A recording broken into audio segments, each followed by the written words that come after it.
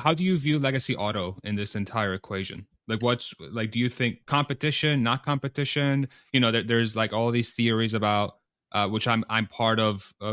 Like majority of legacy automakers are probably going to go bankrupt by the end of the decade, kind of maybe early next decade, but it's going to be difficult for them to survive because of just the disruption of it. How do you think about the EV landscape in that world? I would say this. I'm actually rooting for most of them. They definitely have their warts, and there's things they've said about Tesla that I don't like, and things they've done that I don't like or agree with. But my reason for rooting for them is I want more EVs available to people. Like, I want a street full of EVs that aren't spewing nonsense into the air. And again, I just think I would say they're better vehicles, but Legacy has a lot to prove that they can sell these vehicles. And one thing, again, I think people need to be aware of is that they have all these promises and predictions of what they're going to build, but there is a world that exists where these vehicles don't catch on, and I don't know how far Legacy will push it. If there's going to be a challenge that the EV movement has, it will be these legacy auto companies not being able to have a product that hits and sells in volume. I mean, no one has cracked 10,000 a month yet. And that's kind of a basic barrier that needs to be crossed. GM can talk a lot about Ultium, and they have the factories in motion, and they're building the cells, and I've said for a long time, this is a huge year for them. But if these cars like the Blazer and the Equinox and the Silverado aren't priced well and people aren't buying them because they're cross shopping with the Model Y, that's a big problem, like a huge problem. I guess I would summarize it as saying I'm rooting for them. I want them to succeed because there's the market is so big. There's room for multiple players. Tesla can't sell all the EVs themselves. They need some help. And let's not forget Tesla's mission, right? I think a lot of people get so sucked into Tesla stock side, they forget about the reason Tesla even exists, and it's to transition the world to sustainable energy. And again, they cannot do it alone. So I'm rooting for them, some more than others. Like, I'm definitely more of a Rivian fan than I am a GM fan. But at the end of the day, like, I would love to have options for people that not everybody wants a Tesla. And part of it, like when there is millions on the road and they're selling, whatever, 5, 10, 20 million, it's like, it's just going to be so ubiquitous that it's less desirable for certain people. Growing up, I always wanted a car that wasn't seen locally. Like, that's still a desire that I have.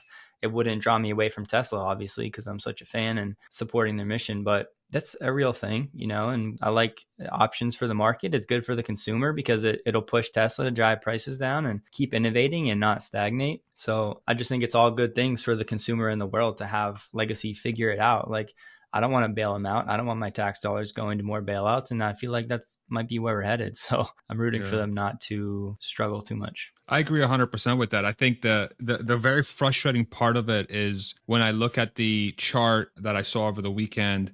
So January through June, over 60% of the market share in the US for EVs is still Tesla. And the next bigger player is, Ford or GM at 6%. I think it was GM at 6% because they have the Bolt, which is going to be discontinued. And then, or not discontinued, like rebadged just or changed. Yeah. Who knows? Yeah. And then, next one's Ford at 5%. So, and then we're 11, 12, 13 years into this whole thing if you go from the original Roadster. And there's still this giant gap. And then when I look at the pricing for the Blazer and I put it side by side to the Model Y, you get less range for $10,000 more.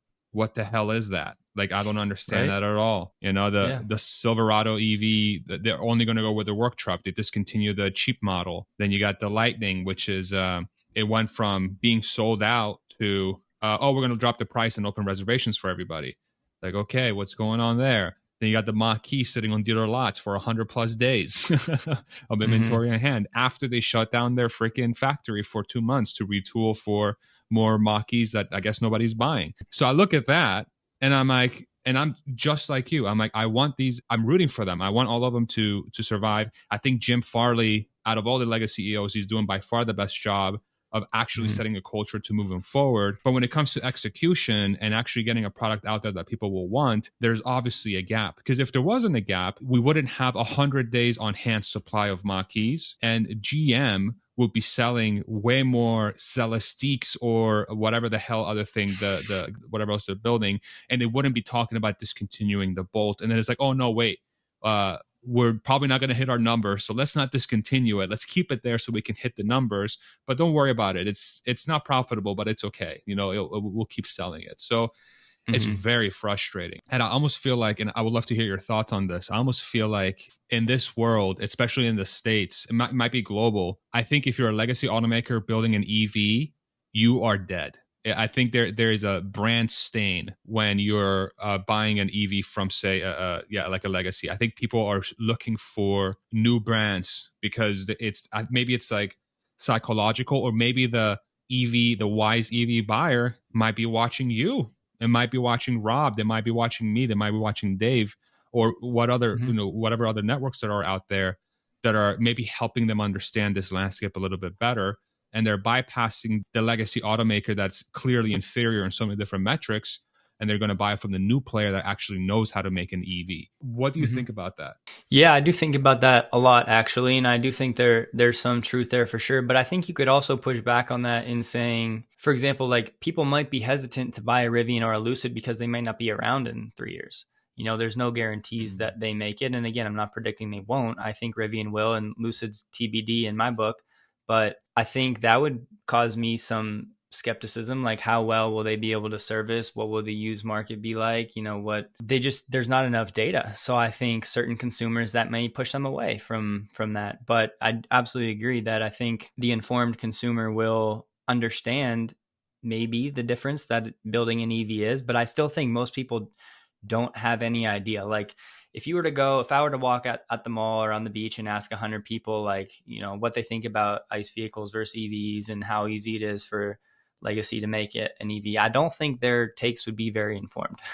So right. I think they might think it's just, oh yeah, you just slap a battery on it and everything else is the same type of deal, when you kind of have to be in the weeds to know that that's not necessarily the case. So I just think we're at that point now. I do think we're past the early adopters. I do feel like we're in that chasm before the early majority, and it's going to be could be a tough year given where interest rates are at, given that there's not that many options available, given the dealers aren't really on board selling EVs, given the manufacturers are not really knowing what the demand's going to look like, given all of those factors. So I do want to see 6 months into the future what the inventory numbers look like at legacy auto dealers, because I think it's a little too early to draw too many conclusions. Because again, some of those dealer inventory numbers include vehicles in transit.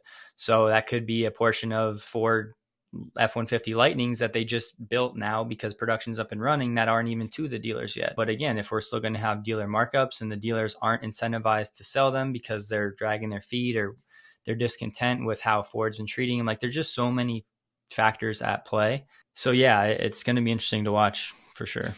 Have you been tracking this UAW thing with the big three? Yes. Yeah. What's your gut telling you there? Because my gut's telling me strike. Yeah.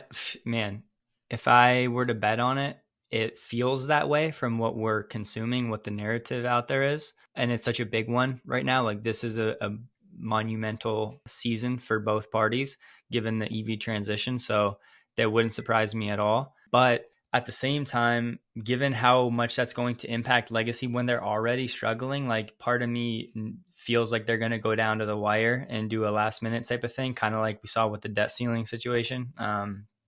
It gets played up in the media and people get clicks and they make it as, sensational as you can, but then the actual negotiations realize they have another month to get closer and figure it out. So it really wouldn't surprise me either way. And again, part of me thinks Legacy Auto just wants to get a deal done. Maybe they'll pay a little bit more, but they know they need to keep these people happy.